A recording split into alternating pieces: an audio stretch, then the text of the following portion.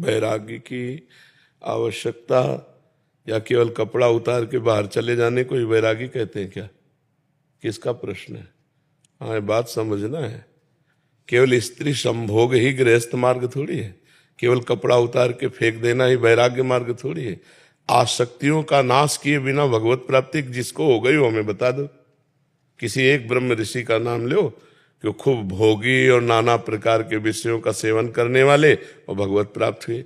जिन महात्मा का नाम लोगी ना तो उनके घर में खाने को भी नहीं मिलेगा।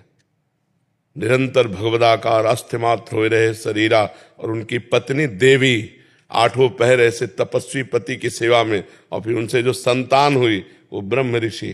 तो ऐसे थोड़ी जीवन में 1-2 बार संतान उत्पत्ति के लिए पत्नी का सहवास किया, 10-10 हजार वर्ष तक तपस्या करके तू पत्नी चाह रहे। करदम जी ने 10,000 वर्ष तपस्या करके तब भगवान जब प्रकट हुए तो उनसे कहा मुझे पत्नी चाहिए।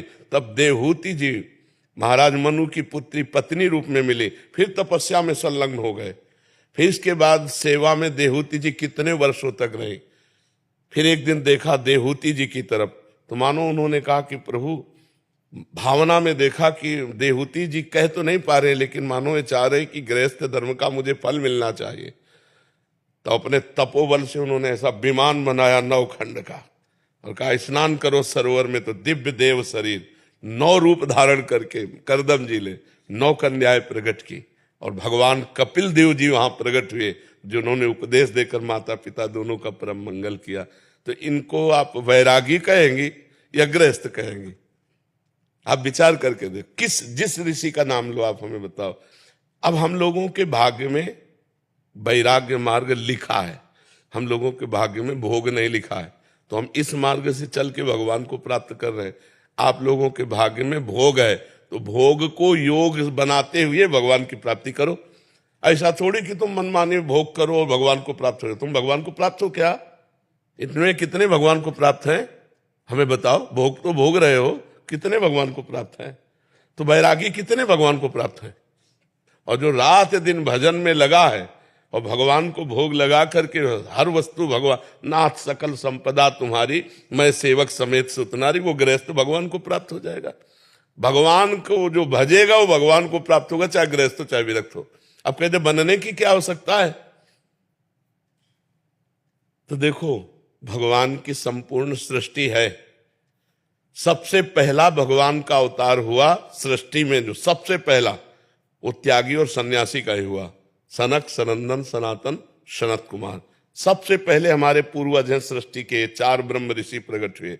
वैराग्य, हम लोग भजन अपने लिए नहीं करते, तुम्हारे लिए करते हैं।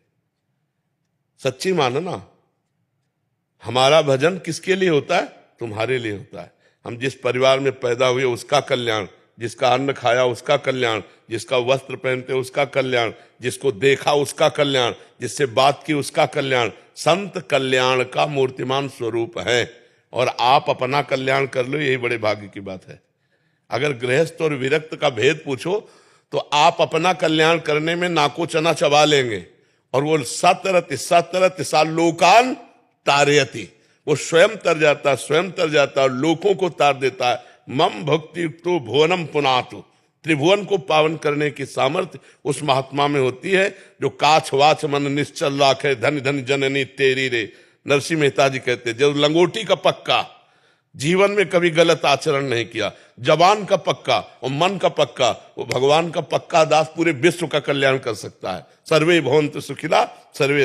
अब ये घर में लड़का बच्चा के बीच में रह के नहीं हो सकता है। जब मन आया तब स्त्री भोग लिया, जब मन आया तब भोजन पा लिया और जब मन आया तब सो गए। जो भोग मन आया, और यहाँ भूख लगी हफ्तों भोजन नहीं मिले तो भगवान को थोड़ी छोड़ा है, किसी की याद थोड़ी आई कि केवल भगवान का प्यार चाहिए, मुझे नहीं चाहिए किसी का प्यार। आज तक एक दोस्त नहीं। आप सही निकल गए, उस टाइम कोई बॉयफ्रेंड गर्लफ्रेंड का पंगा नहीं था।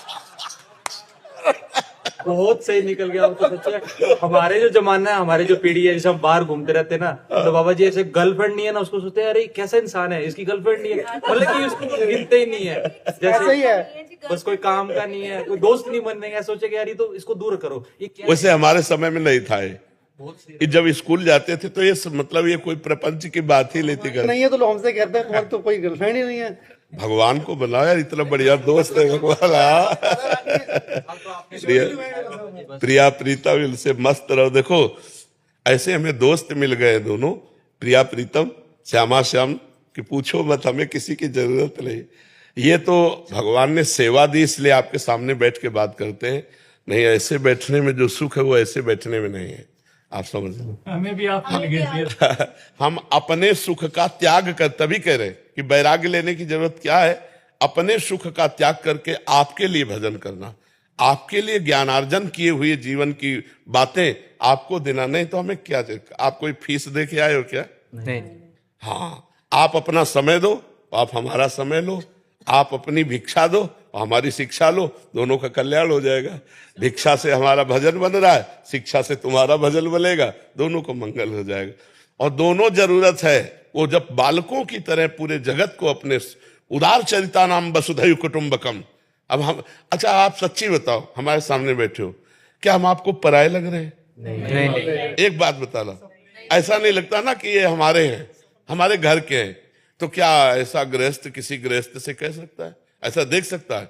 आप क्यों देख रहे हैं? क्योंकि हमारा कोई नहीं है आपके सिवा, आप सबके सिवा हमारा कोई नहीं। इसलिए आप सबको ये दिखाई देगा कि बाबा जी पर्सनल मेरे लगते हैं, बाबा जी ऐसा लगता है कि मेरे हैं, नहीं लगता है? क्योंकि हमारा कोई नहीं है, और अगर हमारा कोई हो तो अभी ये बात लगना बंद हो जाएगी। इसलिए विरक्त अनिवार्य है, बिना विरक्त के जगत कल्याण नहीं हो सकता, जगत मंगल नहीं हो सकता।